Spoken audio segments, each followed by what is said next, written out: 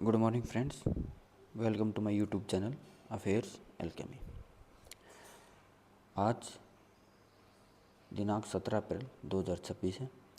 आज हम 17 अप्रैल पे जितने भी करंट अफेयर्स होंगे, इम्पोर्टेंट जो क्वेश्चंस होंगे करंट अफेयर्स के, वे सब डिस्कस करेंगे।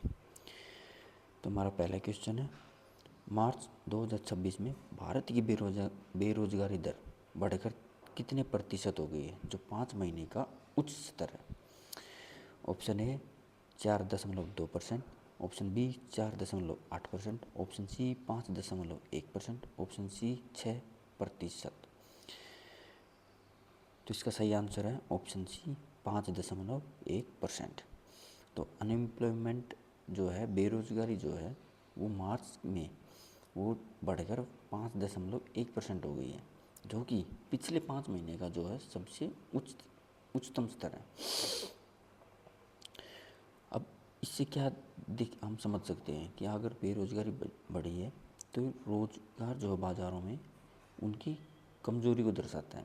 खासकर शहरी क्षेत्रों में जो नौकरी के अवसर हैं वो कम हुए हैं। तो नेक्स्ट क्वेश्चन, हाल ही में 2026 का महिला कैंडिडेट्स टूर्नामेंट जीतकर विश्व शतरंज चैंपियनशिप के लिए किसने क्वालिफाई किया है। ए ऑप्शन ए है इसका Koneru Humpy, option B Harika Dronavalli, option C R Vaishali, option D Tania Sachdev. तो इसका सही आंसर होगा ऑप्शन सी आर वैशाली। तो आप में से अगर जो शतरंज से को अगर जानता, शतरंज खेलता है, उसके बारे में इंटरेस्टेड है, तो वो जानते होंगे कि अभी जो आर वैशाली है, उन्होंने 2026 की जो फ्रीडम वुमेन्स कैंडिडेट हैं, वो जो चैम्पियनशिप है वो जीती है। तो आर वैशाली का अगर फुल फॉर्म देखें, पूरा नाम पढ़ें, तो ये उसका रमेश बाबू वैशाली। तो ये भारत की जो है टॉप महिला शतरंज खिलाड़ियों में से एक है और ग्रैंड मास्टर भी है।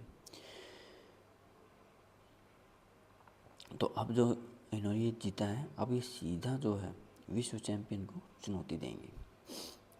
नेक्स्ट क्वेश्चन रहेगा हमारा, हाल ही में किस उच्च न्यायालय ने राज्य सरकार को सभी क्षेत्रों में मासिक धर्मावकाश मेंस्ट्रुअल लीव नीति लागू करने का निर्देश दिया है। ऑप्शन ए दिल्ली उच्च न्यायालय, ऑप्शन बी कर्नाटक उच्च न्यायालय, ऑप्शन सी बॉम्बे उच्च न्यायालय, ऑप्शन डी मद्रास उच्च न्यायालय।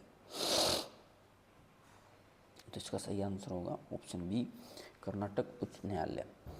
तो कर्नाटक हाईकोर्ट ने राज्य सरकार को निर्देश इंस्ट्रक्शंस दिए हैं कि वो महिलाओं के लिए मेंस्ट्रुएशन लीव पॉलिसी है वो लागू करने पर कदम उठाएं। इस नीति का उद्देश्य महिलाओं को मासिक धर्म के दौरान आराम और स्वास्थ्य सुरक्षा देना है। कोर्ट ने इसे कार्यस्थल पर जेंडर इक्वलिटी और डिग्निटी से जोड़ा है। निर्देश में सभी सेक्टर्स हैं, चाहे वो प्राइवेट हों या सरकारी हों, उन सब पे ये जो पॉलिसी है लागू करने के निर्देश दिए हैं।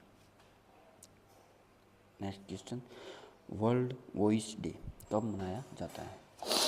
ऑप्शन ए 12 अप्रैल, ऑप्शन बी 14 अप्रैल, ऑप्शन सी 16 अप्रैल, ऑप्शन डी 18 अप्रैल। तो इसका सही आंसर होगा ऑप्शन सी 16 अप्रैल। तो वर्ल्ड वॉइस डे हर साल 16 अप्रैल को मनाया जाता है। इसकी शुरुआत जो है सबसे पहले ब्राज़ील में वॉइस हेल्थ के प्रति जागरूकता बढ़ाने के लिए हुई थी। बाद में इसे अंतर्राष्ट्रीय स्तर पर अपनाया गया। इसके जो सिग्निफिकेंस है वो है कि इस दिन जो है वो इसकी देखभाल, आवाज़ की देखभाल और उससे जुड़ी बीमारियों के प्रति जागरूकता फैलाने के लिए मनाया जाता है। खासकर गायक, शिक्षक, कॉल सेंटर कर्मचारी आदि के लिए बहुत महत्वपूर्ण है। नेक्स्ट क्वेश्चन, हाल ही में बैंक ऑफ बड़ौदा ने फीचर फोन बैंकिंग सेवा इस डिवाइस के माध्यम से शुरू की है। Option A Nokia T3010, option B Samsung group, option C Jio phone, option D iPhone SE। तो इसका सही आंसर होगा ऑप्शन सी जियो आईफोन। ये आप साइड में देख सकते हैं, जो जियो का जो टैब जियो का जो छोटा फ़ोन होता है, जो बेसिक्स हम कह सकते हैं कीपैड वाला है, तो उसमें बैंक ऑफ बड़ौदा ने अपना फ़ोन बैंकिंग सेवा जो है वो शुरू की है। जो बैंक ऑफ बड़ौदा ने जो है, इसका उद्देश्य क्या रहेगा कि जहाँ ऐसे ग्रामीण क्षेत्र हैं जहाँ स्मार्टफोन्स नहीं हैं, तो वहाँ उन लोगों को ग्रामीण वो को डिजिटल रूप से जोड़ना है, बैंकिंग से जोड़ना है। तो बैंक ऑफ बड़ौदा ने किस बैंक ऑफ बड़ौदा ने जो फीचर फ़ोन बैंकिंग है किस डिवाइस में शुरू की है? जियो फ़ोन में। नेक्स्ट क्वेश्चन, हाल ही में किस कंपनी को ढोलेरा में सेमीकंडक्टर मैन्युफैक्चरिंग के लिए विशेष आर्थिक क्षेत्र SEZ की मंजूरी मिली? Option A Reliance Industries, option B Tata समूह, ऑप्शन सी अडानी समूह, ऑप्शन डी वेदांता लिमिटेड। तो इसका सही आंसर है ऑप्शन बी टाटा समूह। तो टाटा ग्रुप को अभी ढोलेरा में सेमीकंडक्टर मैन्युफैक्चरिंग के लिए स्पेशल इकोनॉमिक जोन SEZ की मंजूरी मिली है। ढोलेरा जो है गुजरात का एक उभरता हुआ इंडस्ट्रियल स्मार्ट सिटी है और यह जो प्रोजेक्ट है भारत में सेमीकंडक्टर मैन्युफैक्चरिंग इकोसिस्टम को मजबूत करेगा। इससे क्या होगा कि देश की जो इलेक्ट्रॉनिक सेल्फ रिलायंस है वो बढ़ेगी। नेक्स्ट क्वेश्चन, भारत के लिए उन्नत जेट इंजन के सह विकास हेतु हिंदुस्तान एरोनॉटिक्स लिमिटेड HAL ने किस कंपनी के साथ समझौता किया है? Option A Boeing, option B Lockheed Martin, option C GE aerospace, option D Airbus. तो इसका सही आंसर होगा ऑप्शन सी GE एरोस्पेस। तो अभी हाल ही में जो है HAL ने वो GE एरोस्पेस के साथ सेविस को जो है एक डील की है, समझौता किया है कि को डेवलपमेंट का, ताकि भारत में जो जेट इंजन है उनका अच्छे से विकास किया जा सके और डेवलप किया जा सके। इससे क्या होगा कि भारत में जो high and jet engine technology है उसमें ज़्यादा एक्सेस मिलेगी। खासकर ये जो इंजन है फाइटर एयरक्राफ्ट जैसे कि फ्यूचर तेजस वेरिएंट्स हैं उसके लिए उपयोगी होगी। नेक्स्ट क्वेश्चन, हाल ही में इन्फोसिस ने AI आधारित स्पोर्ट्स परफॉर्मेंस सॉल्यूशंस को बढ़ावा देने के लिए किस खिलाड़ी के साथ साझेदारी की है? ऑप्शन ए नोवाक जोकोविच, option B Carlos Alcaraz, option C Rafael Nadal, option D Andy Murray. तो इसका सही आंसर होगा option B Carlos Alcaraz. Infosys ने जो स्पेन के स्टार हैं ये जो टेनिस खिलाड़ी हैं कार्लोस अल्कराज के साथ साझेदारी की है। तो किस लिए? Sports global brand ambassador for Infosys appoint किया है इन्हें। तो इस कोलैबोरेशन को उद्देश्य AI का उपयोग करके खिलाड़ियों की परफॉर्मेंस को बेहतर बनाना। AI के जरिए मैच एनालिसिस, फिटनेस ट्रैकिंग और स्ट्रेटेजी इंप्रूवमेंट में मदद मिलेगी। इन्फोसिस से पहले ही स्पोर्ट्स एनालिटिक्स में सक्रिय है, जैसे टेनिस टूर्नामेंट्स में डाटा पार्टनर है। Next question, Mozart of Madras के नाम से किसे जाना जाता है?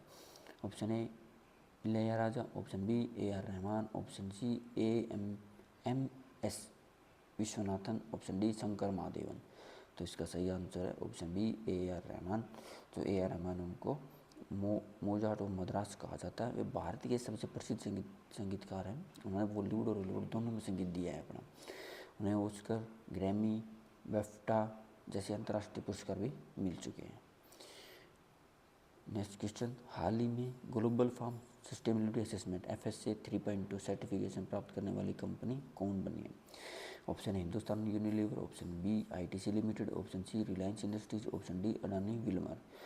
तो इसका सही आंसर है ऑप्शन बी ITC लिमिटेड। तो ITC लिमिटेड जो है